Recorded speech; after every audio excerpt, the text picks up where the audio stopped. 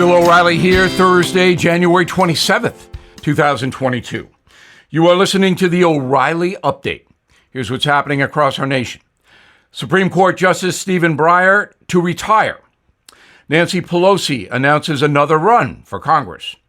New poll shows President Biden beating Donald Trump in 2024. The pandemic causing a surge in alcoholism. Also ahead, division on the right over Ukraine.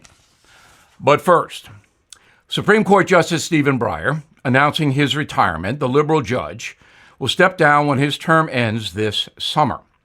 The 83-year-old was appointed by President Clinton in 1994. President Biden will pick his replacement, of course, who will then need to be confirmed by the Senate. During the 2020 campaign, Mr. Biden promised to nominate a black woman to the court if a seat became available, which he will do. Speaker of the House Nancy Pelosi refusing to retire, the soon-to-be 82-year-old Democrat announcing yet another run for Congress. Ms. Pelosi was first elected to represent San Francisco 35 years ago. Said the speaker, quote, "Our democracy is at risk because of the assault on the truth, the assault on the U.S. Capitol, and the state-by-state assault on voting rights. The election is crucial. Nothing less is at stake than our democracy," unquote. Wow. Survey from Politico, a left-leaning internet site, shows Joe Biden beating Donald Trump in a hypothetical rematch, 45 to 44%. That's a virtual tie. The same poll shows Mr. Biden losing to a generic Republican candidate next time around. A different survey from Gallup, released earlier this month, says Donald Trump would beat Mr. Biden by 4 points. So the president's approval rating now stands in the high 30s. And at this point, if there was an election tomorrow, I think Trump would beat him.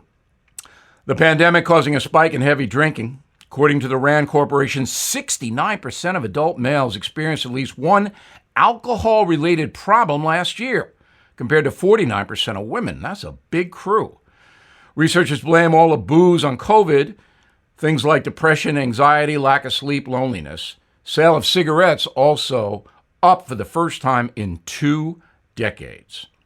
In a moment, Ukraine.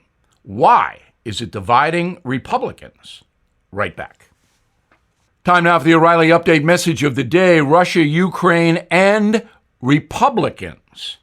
Some are divided about how to handle Putin, who, as you know, is massing Russian troops on the Ukrainian border, and many fear the Russians will invade. Now, Democrats are solidly behind whatever Joe Biden does. There's very little dissent. But in the Republican Party, there's a division. So I'm going to quote 2 people. First is Republican Lieutenant Colonel Danny Davis, who is a pundit on TV. Quote, "Whether we like it or not, sometimes actors, whether it's China or Russia, may take actions that we don't like, but that don't directly affect our national security," unquote. So in effect, Colonel Davis is saying, let Putin do what he wants. That would be a disaster because the United States would be perceived as weakness if Biden allows Putin to invade Ukraine with little or no response. It would make Afghanistan look like D-Day. Some Republicans know that. Senator Lindsey Graham from South Carolina says, quote, "Let's punish Putin now. And why don't we do a land lease bill like Senator Cornyn has doing for Ukrainians? What we did for the British in the early stages of World War II. Endless weapons to make sure there are a bunch of dead Russians if you invade Ukraine," unquote. Well, Senator Graham is wrong by saying let's punish Putin now, because Putin's the kind of guy that would react when he might not. See, my prediction is still that the Russians will not invade Ukraine because it will have dire economic consequences for Russia if the West slaps the sanctions on.